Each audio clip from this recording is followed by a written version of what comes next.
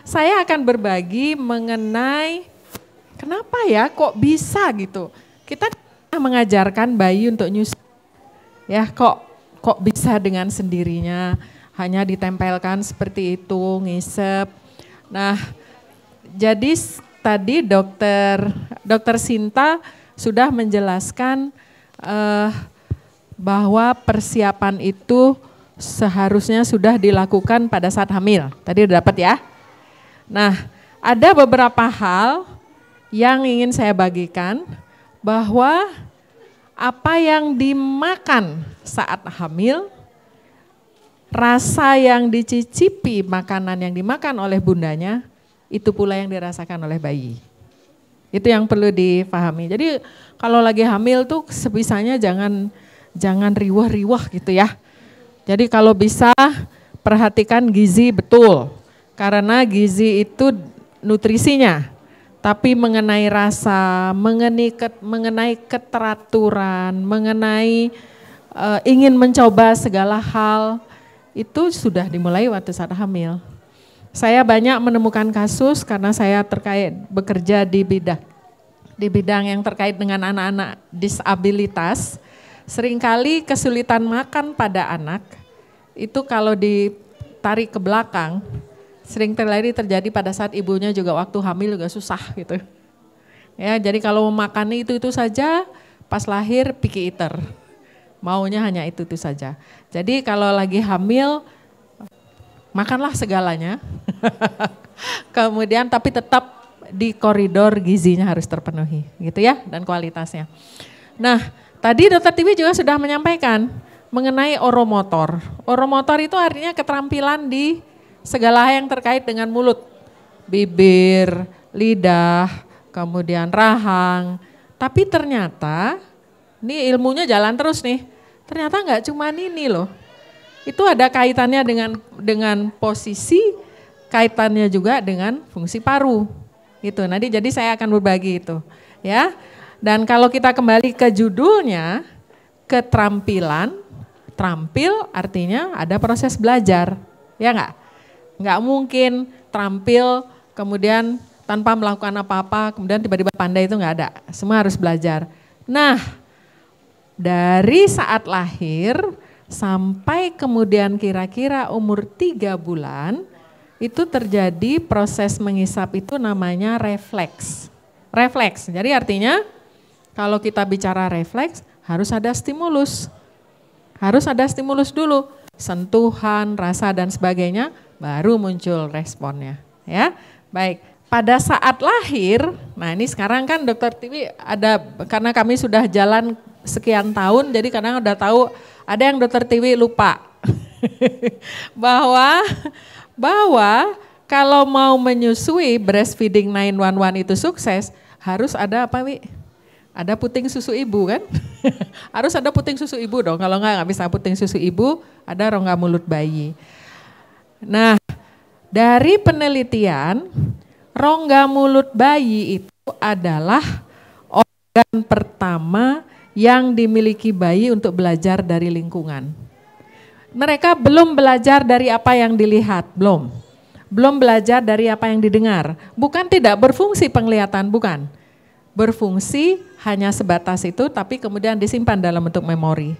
Tapi kalau sudah bicara mengenai kebutuhan untuk mengisap, itu adalah keterampilan pertama dari bayi yang paling susah.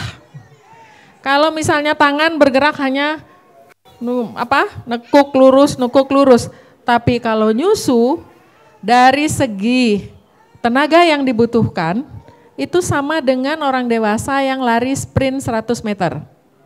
Tenaga yang dibutuhkan sangat besar. Makanya bayi kalau fungsi jantungnya tidak berfungsi baik, fungsi pernafasannya tidak berfungsi baik, maka akan terpengaruh fungsi mengisapnya. Nah, itu yang akan saya bagikan hari ini, apa sih prasyaratnya gitu ya. Nah, saat lahir, jadi rongga mulut bayi itu sebagai apa ya, ibaratnya sensor, detektor untuk belajar dari lingkungan. Pernah dengar fase oral, proses perkembangan psikologis, segala sesuatu dikenali dengan Rongga mulut, apa-apa masuk mulut ya. Yang punya bayi tuh adik. Langsung semua masuk mulut. Karena rongga mulut itu adalah organ yang digunakan untuk belajar dari lingkungan. Ya. Nah, jadi disebutlah bahwa mulut adalah pintu dunia. Pintu dunia, dia mengenali semua dengan rongga mulut.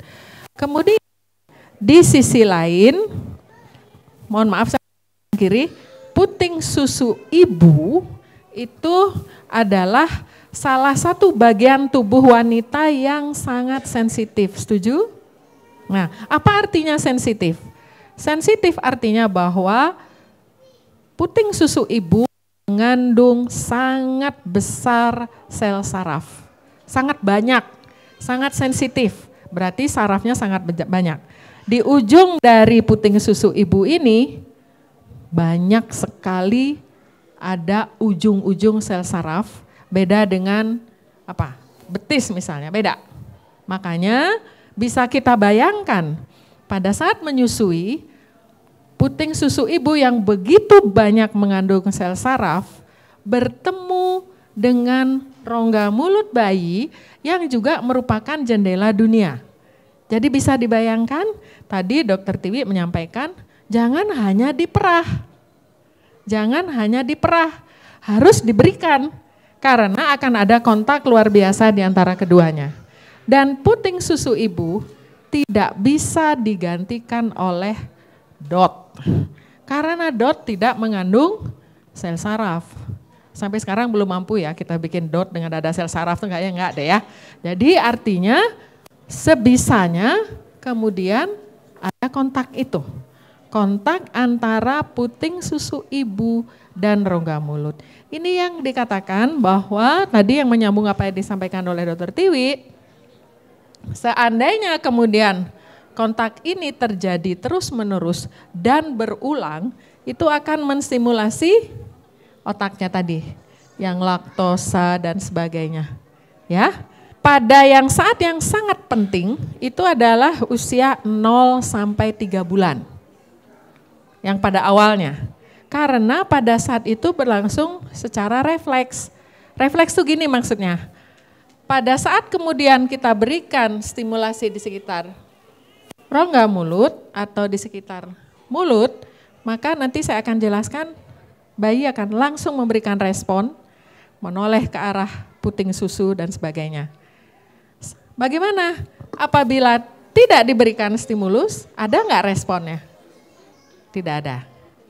Ya, jadi makanya pada pasien-pasien yang saya banyak merawat pasien yang di NICU, yang prematur, yang karena satu kondisi menjalani begitu banyak tindakan medis, tetap harus distimulasi rongga mulutnya.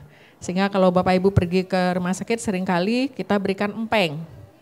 Empeng, tetap diberikan empeng. Karena kalau misalnya tidak pernah diberikan stimulus, begitu usia kira-kira 3 bulan, di mana kemudian bayi refleksnya sudah mulai menurun fungsinya, digantikan oleh sistem yang lebih tinggi, maka bayi nggak punya pola dasar.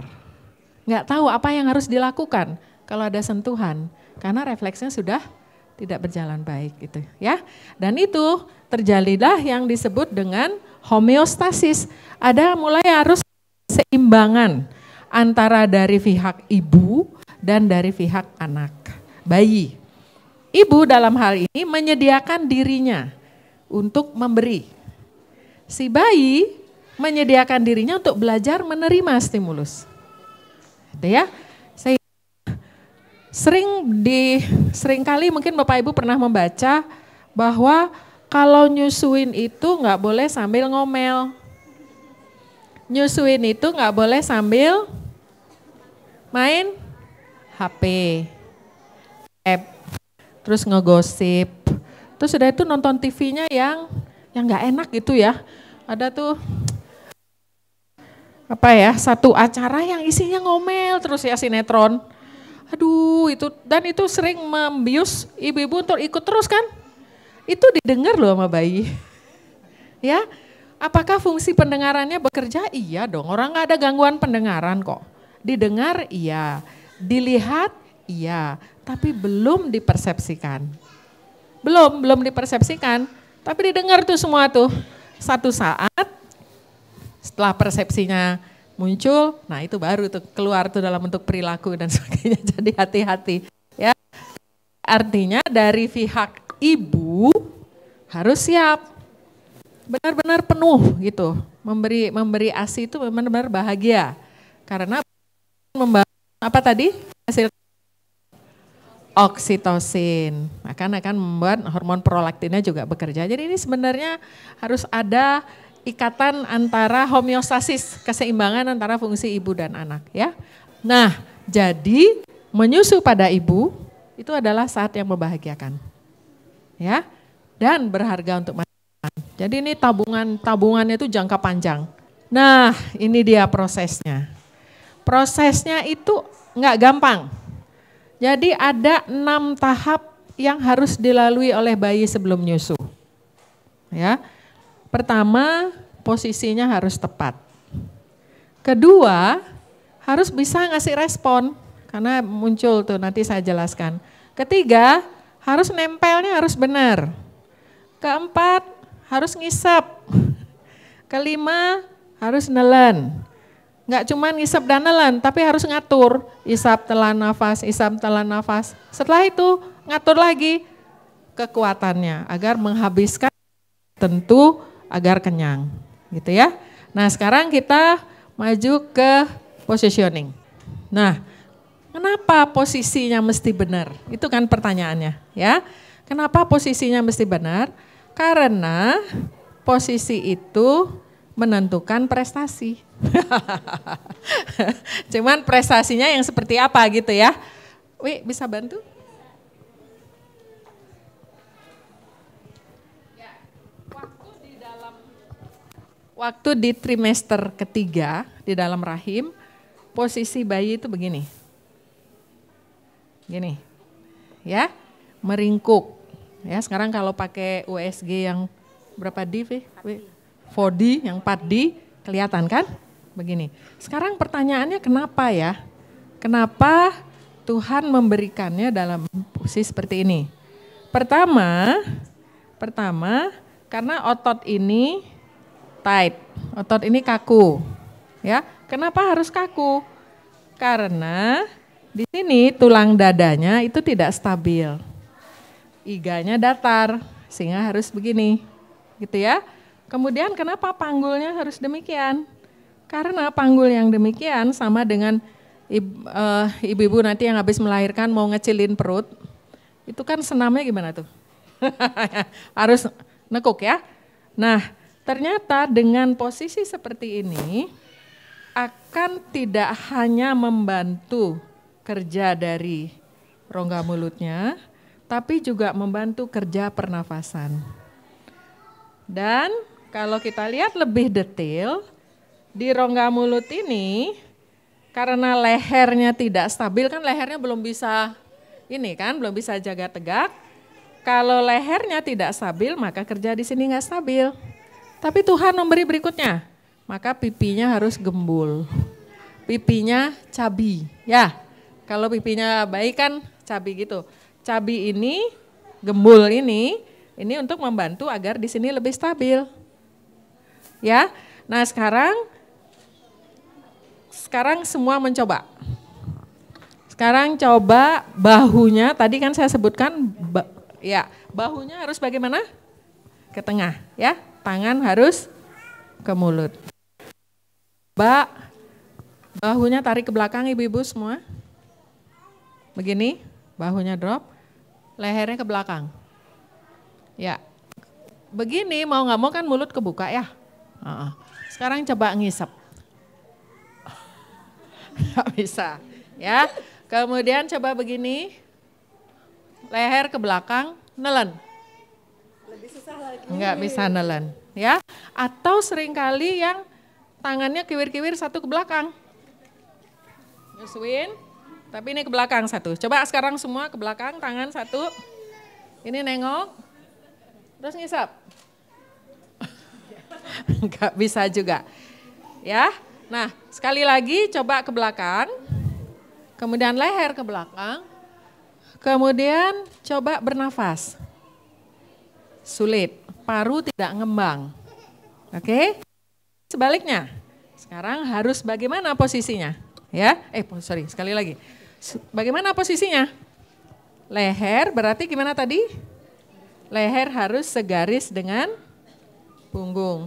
Tidak tengadah, tidak membungkuk. Nah sekarang coba kebalikannya. Lehernya tekukan ke bawah sampai habis, kemudian nelan. Enggak bisa juga, ya. Jadi harus sejajar. Kemudian bagaimana dengan bahu? Bahunya harus ke tengah, ya. Tidak demikian. Tidak begini, nggak boleh. Bahu harus ke tengah. Bibir apa? Jari-jari tangan harus ke mulut. Oke? Kemudian sekarang coba luruskan lututnya. Terus begitu, coba semua. Luruskan semua, terus nelan. Enggak bisa kita. Sehingga ini juga harus ditekuk. Oke? Jadi ada 3 apa? Leher dan bahu harus segaris, bahu ke tengah dengan mulut, jari menuju mulut, lutut ditekuk. Ya, jelas ya? Nah, ini karena tidak stabil, maka stabilitasnya harus didapat dari luar tadi. Gitu. Ya, karena tadi kita udah bisa sendiri mencoba, begitu posisinya nggak tepat, rongga mulut juga kerja nggak oke. Apa implikasi dari hal ini? Jadi ibu-ibu, saya anjurkan untuk tidak membedong bayi pada posisi siap gerak. Siap gerak saya? Kayaknya makin kenceng makin stabil gitu ya. Ya nggak? Makin begini itu kayaknya makin oke. Karena ada beberapa mitos yang menyampaikan bahwa takut panggulnya apa? Lututnya O. Enggak. Panggul pada bayi baru lahir yang sehat itu harus nekuk. Dan dia memang akan berbentuk O. Jadi tidak boleh dipaksa untuk diluruskan. Karena ini akan merubah biomekanik dari anatomis di panggul. Oke. Yang kedua, tangan nih harus ke mulut, nggak boleh siap gerak. Siap geraknya akan makin jauh. Tidak ada saat di mana anak melakukan eksplorasi ke daerah mulut, gitu ya. Ya, lanjut. Nih, kita lihat di sini. Tangannya diarahkan ke wajah. Ini pasien prematur ya. Ya, lanjut. Lanjut. Nah, begitu kemudian diberikan langsung refleks isapnya akan muncul. Tapi kalau misalnya tangannya dijauhkan, dijauhkan begini tidak hanya akan berpengaruh di sini, tapi pernafasan juga. Tadi kita udah mencoba ya. Ya, lanjut. Nah, apapun posisinya oke. Mau tengkurap boleh, miring boleh, mau begini boleh. Tapi syaratnya apa? Leher harus sejajar dengan bahu, punggung, bahu ke tengah, lutut nekuk. Oke? Nah ini kalau kita lihat apapun posisinya nggak ada masalah. Silakan. Ya, baik lanjut. Nah, yang berikutnya, kenapa tadi kita membedong tangan mulut? Karena apabila tangan menyentuh sudut mulut atau di sekitar mulut, maka yang muncul adalah refleks rooting namanya. Rooting itu menoleh ke arah stimulus, mulut terbuka sehingga siap untuk menerima puting. Ya, jadi ini refleks yang berikutnya. Ini yang kenapa bayi itu harus merasakan tangan masuk mulut. Jadi ada beberapa mitos yang kotor, tangan nggak boleh masuk mulut. Salah. Saya klarifikasi di sini. Tangan harus masuk mulut. Pertama, fungsinya adalah untuk mendorong refleks muntah ke belakang. Karena refleks muntah itu ada di depan. Tapi dengan melakukan eksplorasi masuk mulut lagi, maka dia akan mendorong ke belakang sehingga seperti kita, kalau sikat gigi disodok-sodok baru muntah. Itu pertama. Kedua, bayi mengetahui bahwa punya tangan. Bentuknya seperti ini loh. Ya, jangan gunakan sarung tangan. Karena nanti merasa bahwa tangan itu seperti sarung tinju. Karena kadang-kadang bisa warna putih, warna kuning, warna pink, warna biru. Nah, kemudian saya tanyakan alasannya kenapa kok dipakai sarung tangan? Habis dok tajam, ya potong kukunya. Itu nggak bijak seperti itu. Yang kedua. Ketiga, masuk mulut itu berarti bayi mulai belajar merasakan benda padat. Pada usia 6 bulan, pada saat kita mulai memperkenalkan makanan padat, bayi tidak muntah. Oke. Kemudian yang berikutnya belajar mengintegrasikan bahwa tangan ke mata. Jadi visual motor integrasi. Jadi tahu loh arahnya tuh begini, bukan ke situ, bukan begitu. Bukan melambai, tapi ke sini. Korongga mulut gitu ya. Nah, jadi ini harus ada dulu refleks routing. Nggak bisa tuh nanti ibu-ibu belum siap posisi, refleks routingnya nggak ada, tapi kemudian disodok-sodok dengan puting susu, dipaksa-paksa dibuka. Itu tidak bijak, karena dia fisiknya tidak siap untuk menerima stimulus. Tadi kan homeostasis, bayi harus siap juga menerima ya. Lanjut. Nah, setelah itu baru bayi belajar menempelkan mulutnya di puting susu ibu. Ya, membuka rahang, kemudian masuk puting susu. Nah, tadi yang jadi pertanyaan, kenapa pada bayi yang IMD kok tahu sih di situ ada puting susu ibu gitu ya? Karena dari penelitian warna yang pertama kali dikenali oleh bayi adalah warna hitam. Warna hitam. Sehingga areola mata itu adalah warna yang dikenalinya. Ya. Kemudian kedua, kenalinya dari bau.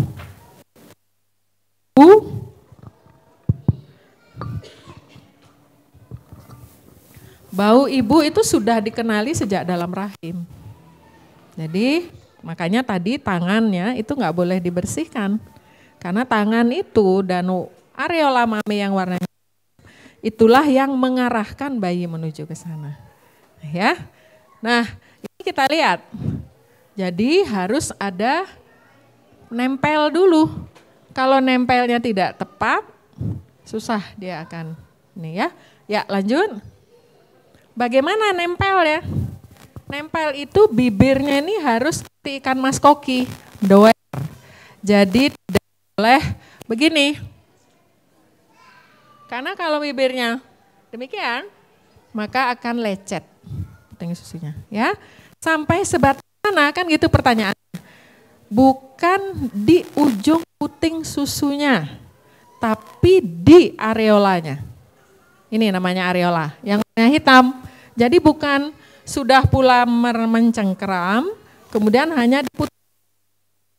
Tidak bisa, harus sampai ke areola mame namanya. Apa ya bahasa Indonesianya kita belum ketemu ya, areola.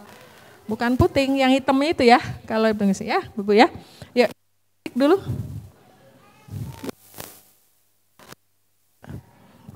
Coba kita perhatikan.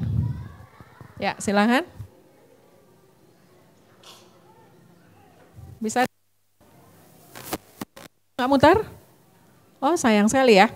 Jadi setelah sampai di ujung hitam ini, bibirnya harus ndower, maka prasyarat pertama adalah bibir itu harus menempel penuh. Tidak ada yang terbuka. Karena itu akan membuat mengisapnya lebih bagus, ya. Kemudian rongga mulutnya harus ketutup sepenuhnya. Penuh rongga mulutnya. Nah, kemudian hal pertama yang dilakukan memerah. Maka rahang akan saya mohon maaf nih gambarnya nggak keluar.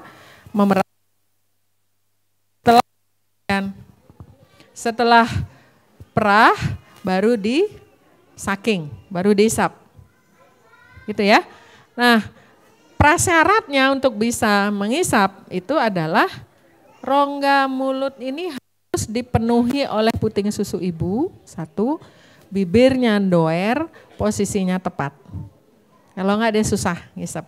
Dan ngisap itu ada dua tujuan. Ngisap yang memang untuk memenuhi kebutuhan nutrisi, glek, glek, glek gitu, atau yang ngempeng. Ngempeng. Jadi bedanya di mana? Kalau yang ngisap itu ibu yang menyusui akan merasakan, tarikannya beda. Atau yang ngempeng hanya untuk mencari rasa nyaman. Jadi mengisap itu ada dua. Tidak selalu untuk memenuhi kebutuhan nutrisi, tapi untuk memberi rasa aman. Ya, rasa aman. Baik, lanjut. Nah ini dia. Jadi tujuannya itu namanya disebut nutritive sucking. Ya, lanjut. Nah, jadi kalau pada bayi-bayi yang tidak beruntung, yang ada di NICU, maka yang dimunculkan terlebih dahulu adalah non-nutritive suckingnya. Makanya diberikan empeng, agar bisa tetap ada stimulus di rongga mulut, karena awalnya itu sangat penting muncul refleks isapnya. Nah itu biasanya penanda bahwa kemungkinan besar bisa mengisap. Tapi kalau bayi kemudian diberi puting, diberi stimulus yang lain, tidak ada respon, berarti tidak bisa mengisap. Gitu ya. Menelan pun juga bukan proses yang sederhana. Ya, tadi kita tahu sendiri, nelan, Ibu buka mulut. Buka mulutnya, nggak boleh ngatup ya, terus nelen. Nggak bisa. Makanya tadi untuk bisa menelan, puting susunya tuh harus penuh, mulut harus tutup benar. Jadi nggak boleh ada lubang-lubang. Lubang sedikit nggak bisa nelan deh. Ya. Nah, kita lihat di sini, rumit sekali fungsi menelan itu. Jalan nafas harus ketutup. Nanti makanannya masuk ke paru-paru. Ya. Kemudian pada saat yang sama, yang ke arah hidung juga harus tutup juga. Karena kalau enggak nanti keluar lewat hidung. Jadi makanya pada bayi-bayi yang pilek, yang mengisapnya jadi sulit. Ya, lanjut. Nah setelah itu apa? Mengkoordinir. Ngisapnya oke, harus mengaturnya dengan pernafasan. Jadi kalau misalnya fungsi pernafasannya tidak berjalan baik, udah deh, susah. Nggak bisa ngisap sekalipun refleks isapnya bagus. Setelah itu harus tahan lama. Karena tenaganya seperti orang dewasa lari 100 meter itu. Jadi harus kuat. Ya, lanjut. Nah, sehingga proses menyusu ini tidak hanya berdampak kepada nutrisi saja.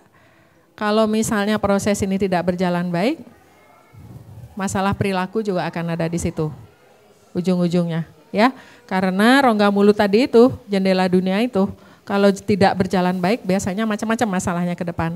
Sehingga ini dia ujungnya.